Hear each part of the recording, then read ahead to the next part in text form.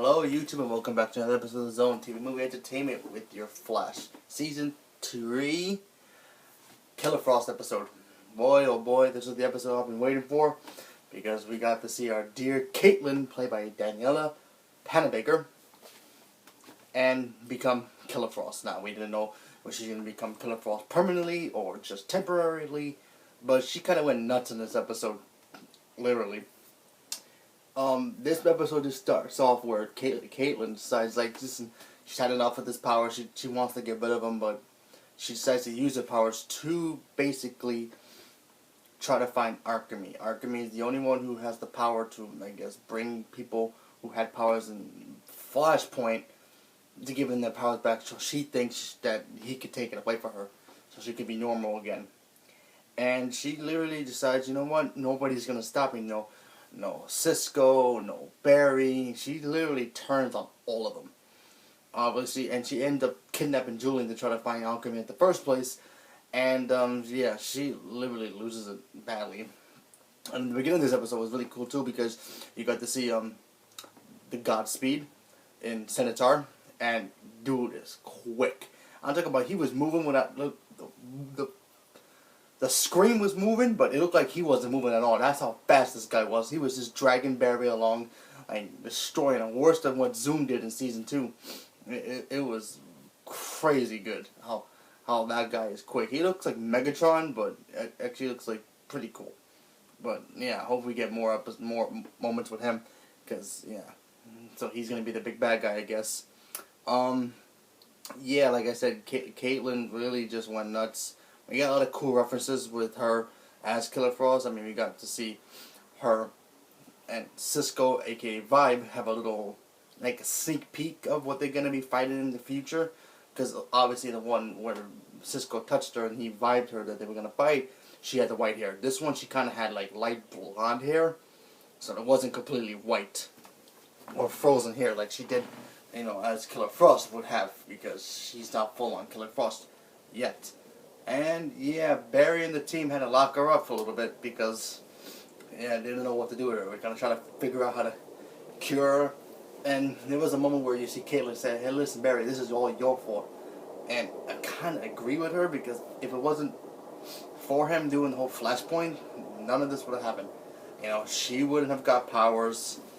Wally wouldn't have got powers. And speaking of Wally, you finally get to see Wally come back out of his little cocoon after what happened to him and Archemy.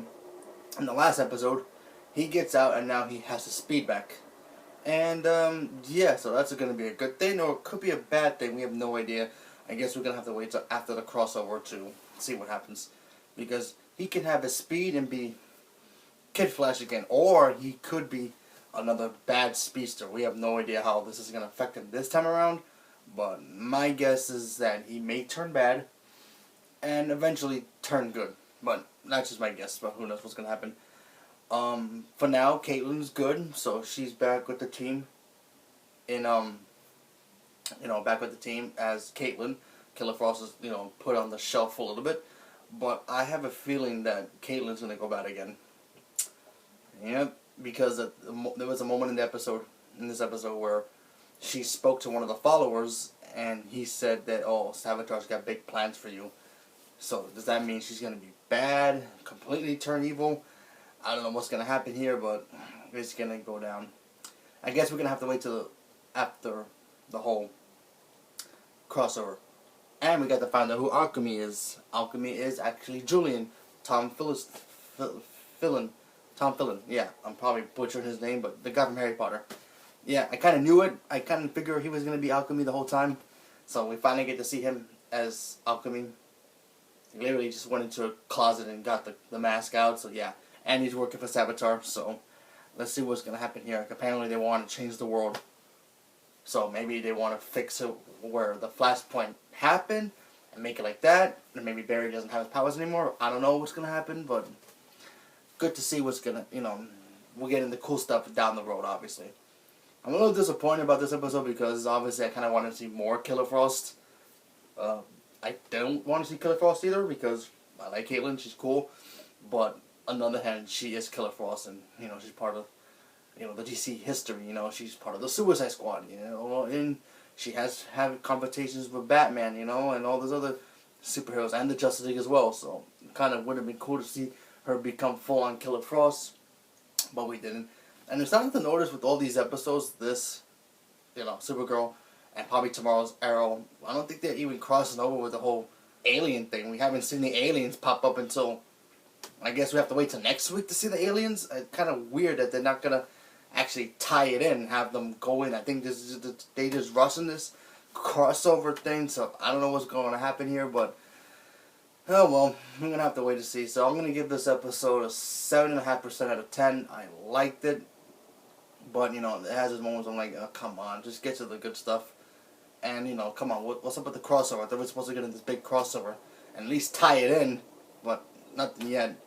At least Legends so far is the closest, but let's see what happens with that. So thank you, and stay tuned for more, and hopefully you guys seen the episode, and let me know what you guys thought about the episode when you see it. Thank you, and have a good day.